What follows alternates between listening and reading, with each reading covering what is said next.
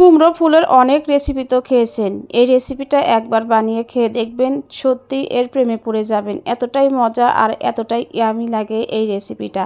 এই রেসিপিটার নাম দিয়েছি কুমড়ো ফুলের পিঠা। তো আশা করি আমার সাথেই থাকবেন। তো দেখতেই পাচ্ছেন আমি কেটে আপনাদের সাথে শেয়ার করছি। তো কি দিয়ে আমি এই পিঠাটা বানালাম সেটাই আপনাদের সাথে শেয়ার করব। আশা করি আমার সাথেই থাকবেন, ভিডিওটা স্কিপ করবেন না। তো এখানে দেখতে পাচ্ছেন আমি একদম টাটকা টাটকা চাল কুমড়োর ফুল নিয়ে এসেছি স্কুল থেকে আসার সময়, বাচ্চাদের নিয়ে আসার সময়।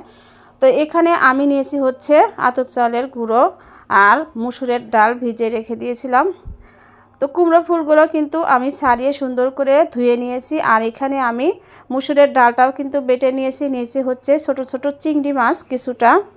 তো স্বাদটা বেশি হবে এটা দিলে। আর এখানে আমি দিয়ে দিলাম হচ্ছে একটা ডিম। তো ডিমটা আমি ফেটিয়ে নিলাম, দিয়ে দিলাম হচ্ছে আতপ চালের গুঁড়ো। আর এটা কিন্তু ভিজানো চাউলের গুঁড়ো ছিল। আর দিয়ে দিলাম হচ্ছে স্বাদ মতো লবণ। ধনিয়া গুঁড়ো দিয়ে দিলাম 1 চামচ, জিরা গুঁড়ো দিয়ে দিলাম 1 চামচ, শুকনো মরিচের গুঁড়ো দিয়ে দিলাম। আর দিলাম হচ্ছে কুচানো কাঁচামরিচ। আর এখানে আমি কিছুটা পানি দিয়ে একটু ঘন ডো তৈরি করে নিব। আর এখানে দিয়ে দিলাম হচ্ছে ধনিয়া পাতা। তো সবগুলো দিয়ে দেওয়ার পরে সুন্দর করে আমি মাখিয়ে নিচ্ছি, দেখতেই পাচ্ছেন। তো হাফ চামচের মতো দিয়েছি আমি বেকিং পাউডার।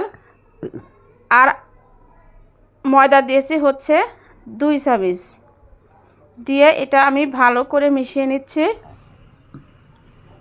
বেকিং পাউডারটা দিয়েছি এর জন্য যে একটু খেতে একটু বেশি সফট হবে এর জন্য। তো এখানে দেখতেই পাচ্ছেন আমি একটা মোল্ডের ভিতরে বেকিং পেপার সুন্দর করে বিছিয়ে নিয়েছি। আর এর মধ্যে তেল ব্রাশ করে দিয়েছি। তো প্রথমে আমি ফুলটা এভাবে বিছিয়েছিলাম, তো মনে হলো যে না এভাবে হবে না, এর কারণে আমি ফুলটা কিন্তু ঘুরিয়ে দিলাম। আর এই ফুল যত বেশি হবে ততই কিন্তু খেতে মজা হবে, যেহেতু আমার কাছে খুব বেশি ছিল না, যার কারণে আমি 2টো লেয়ার দিয়েছি। লেয়ারটা বেশি দিলে আরও কিন্তু বেশি মজা হবে। তো লেয়ারটা দিয়ে দেওয়ার পরে আমি এর মধ্যে ডোটা কিন্তু সম্পূর্ণ ঢেলে দিলাম, দিয়ে উপর দিয়ে আবারও ফুল সুন্দর করে বিছিয়ে দিলাম। আর দেখতে অসম্ভব সুন্দর। আর যে কোনো খাবার দেখবেন যে যদি দেখতে সুন্দর হয় খেতেও কিন্তু ভালো লাগে। তো এভাবে আমি সুন্দর করে বিছিয়ে দেওয়ার পরে মাঝখানেও আমি দিয়ে দিলাম। তো এখানে আমি প্যানটা সুন্দর করে গরম করে নিব প্রায় 5 মিনিটের মতো ঢাকনা দিয়ে ঢেকে।